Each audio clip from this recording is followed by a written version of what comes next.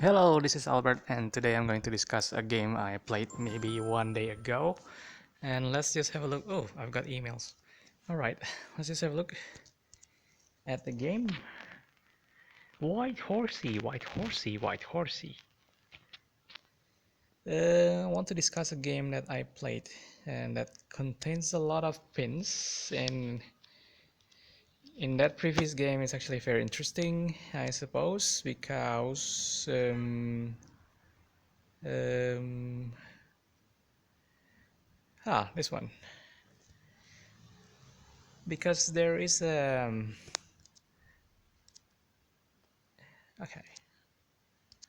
Okay, I just need to request a computer analysis first.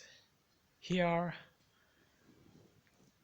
because there is the attack of the king side of white when I was actually black in the game, and I think this game is actually deserves an award of pawn bravery or something like that, because there is a determining move of a pawn advance in the critical and correct time, and I suppose it actually signifies or actually it exemplifies the game of chess itself, which is doing the best move, and sometimes the move is actually not expected at all. So let's just have a look if this is actually the right game here. Okay, sorry, that's not the right game. This is not the game that I'm looking for. Let's just go back. Maybe with this person, Zachman, or Jonica. I think it's with Jonica. Okay, let's just have a look here. Okay, I think this is the one.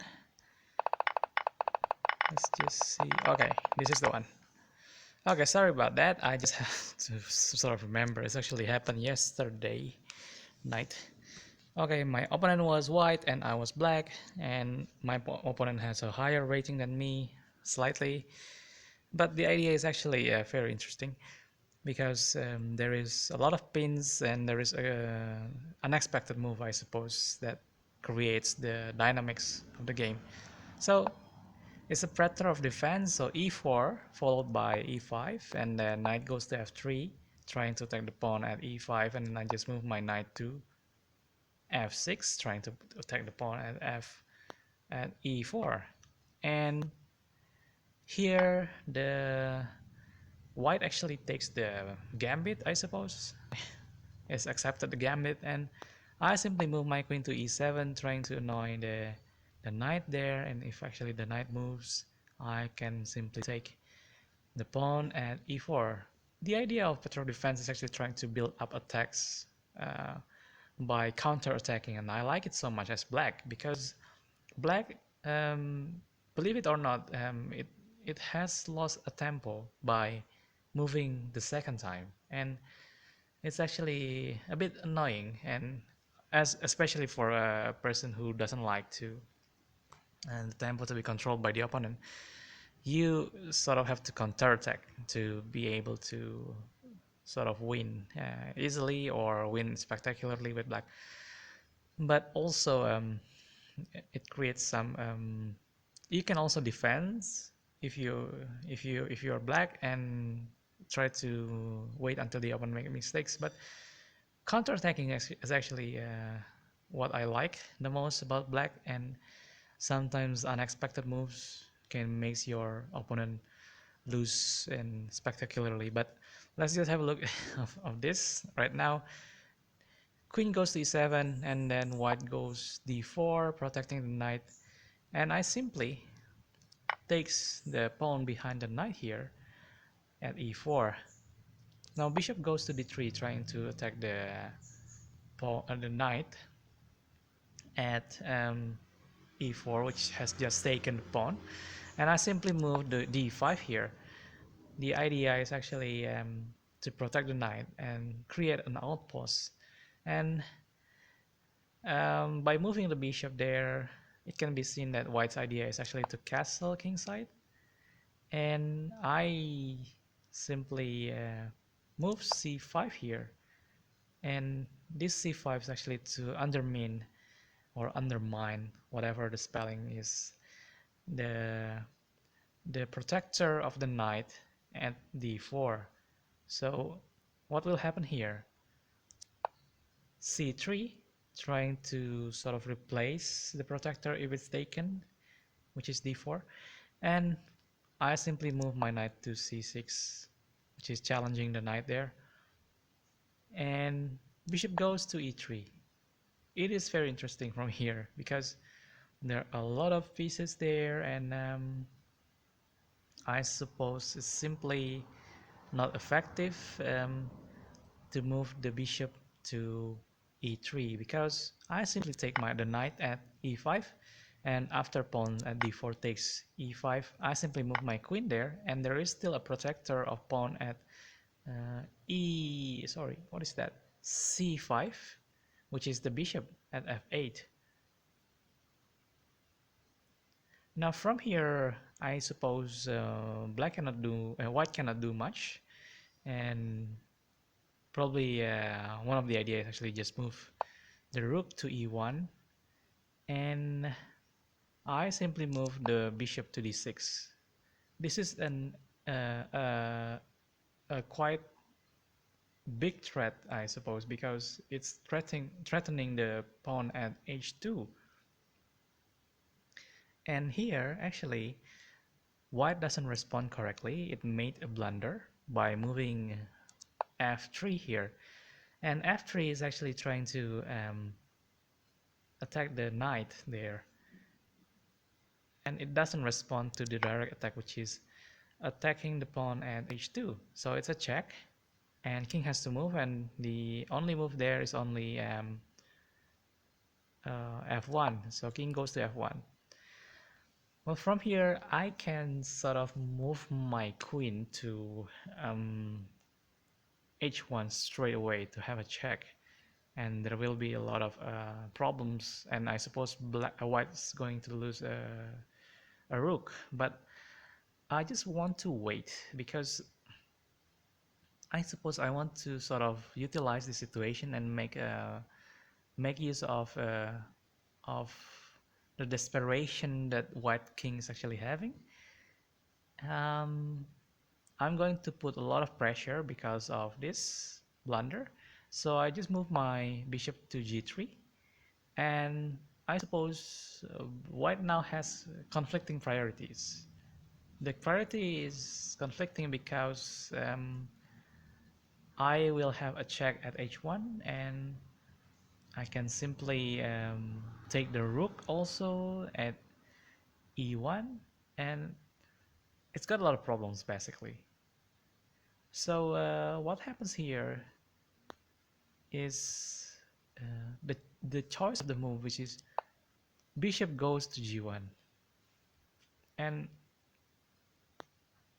from here I think I can utilize and pin this bishop by moving my queen to h1, and all of a sudden the white cannot sort of move its dark square bishop.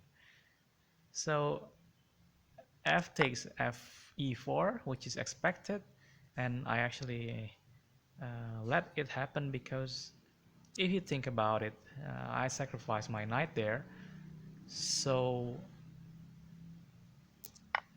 the f file is open, and white's king is actually under a lot of attack after that.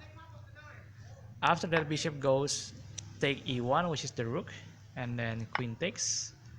I simply castle kingside here, and my rooks are already at f file, ready to make an attack for the king. E takes d5. My bishop goes to g4, coordinating an attack.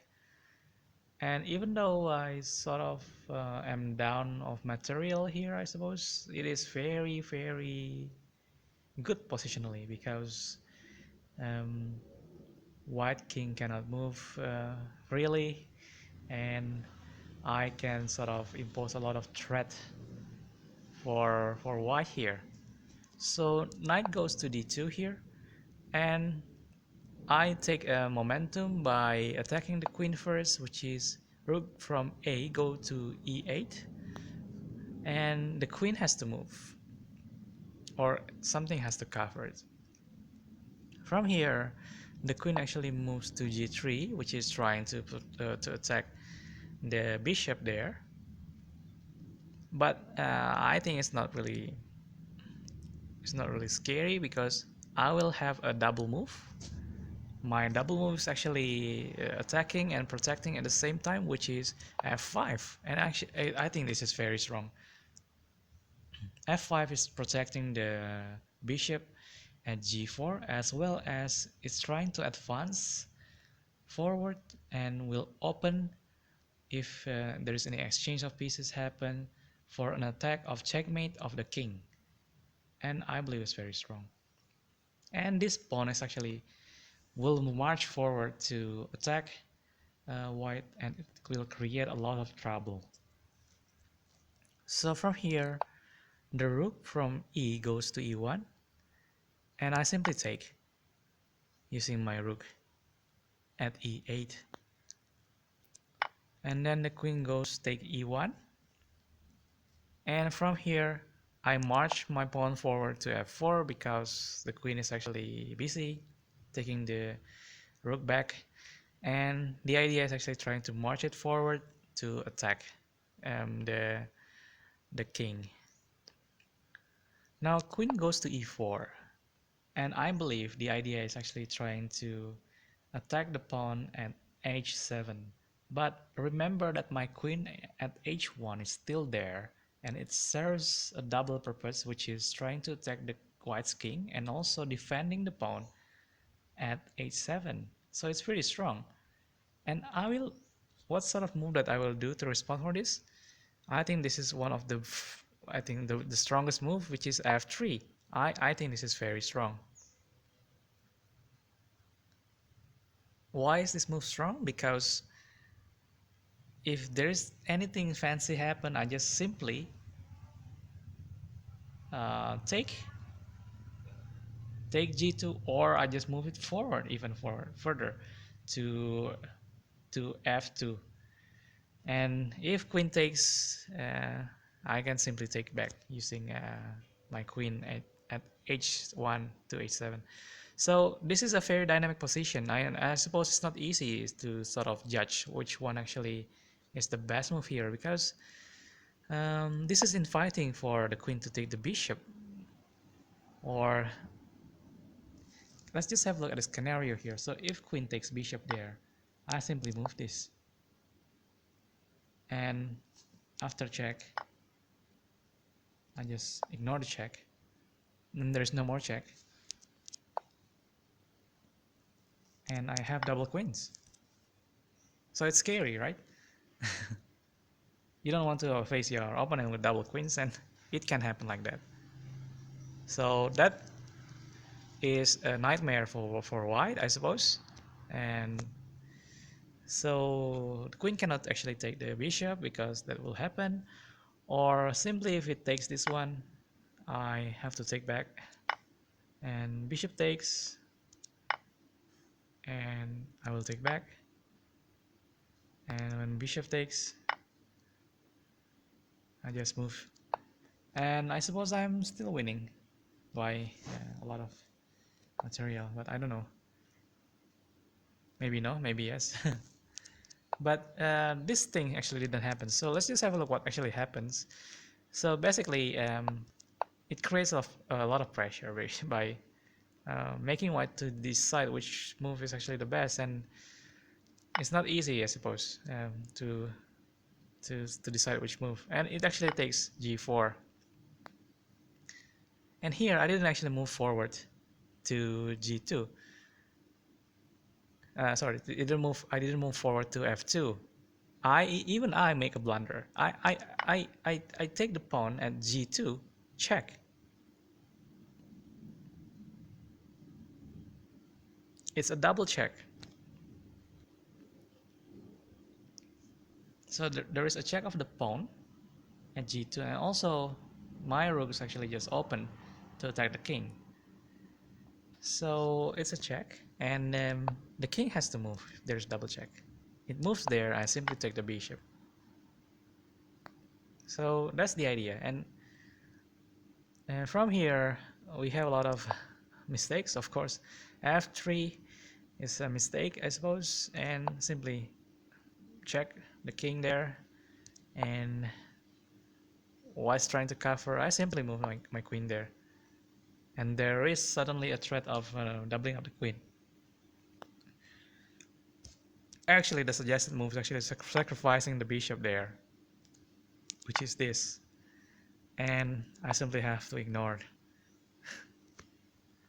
So yes, it's really very interesting, and where to evaluate that position is actually not really easy, and what actually happened didn't really actually reflect what human thought is actually having. And it's very interesting because under pressure you sort of make a lot of mistakes and bad decisions, but you sort of you don't want to have I believe it's not easy to have like a sacrificial thought at this time of situation, because you sort of have an instinct to defend. But let's just have a look. So knight goes to f3. What happens here? And then I just check using the rook there at e8, and it's a blunder. I made a lot of blunders here, and actually queen goes to f1 here, check. But actually white actually is making a lot of blunder as well. So king goes to e3, and I simply check c1, and then try b1, check, goes back to e3, and then try check again. It moves there to f2. It is a blunder as well. I simply pressurize it. So move my queen go to f1, check, and then king goes to e3, check, and I just dig it up, like check, c1, check, and then king goes to d3. I go back. This is just like checking a lot of times, and it's like prone to draw, but I keep checking. The king finally moves to c2, which is weird, and it's like sort of trying to hide away, I suppose, from these annoying checks. Queen goes to e2, check, and king goes to b3, and I simply take the bishop there, because king is trying to escape the annoying checks, and by escaping it means like losing materials, doesn't want to fight. So okay, rook goes to e4. Now white is trying to sort of counter check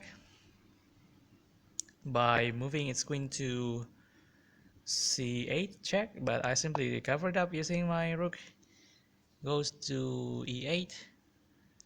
Now queen goes to g4. I don't know what's the idea there, but I believe I can take the knight there. So knight takes queen takes the knight at f3, and then if queen takes, I simply make another queen. So it's just winning the knight. And okay, g1 equals to queen, and then d6 here, probably trying to open up the attack for the pawn at b. I think it's b7, and I also want to open up the attack. So sorry, let's just have a look at that move again. It serves two purposes, which is trying to sort of advance the pawn at d to become another queen, I suppose, or another material. I simply move my pawn to c4 there, check, and then king takes. And what I did is rook goes to c8, check, and it goes there. Goes to sort of b3. King goes to b3, and I move my queen to b6, check. And the idea is trying to harass the king. The king's trying to hide there to c2. I simply take the pawn at d6. Now the queen actually is taking b7, and I suppose this is the idea is actually trying to attack the rook there, and I just want to make sure that I can sort of win the queen by making a decoy move, which is I ignore the rook now. I simply check the king. So queen goes to h2, and believe it or not, the king has the only option that the king has actually to move backwards to the first rank.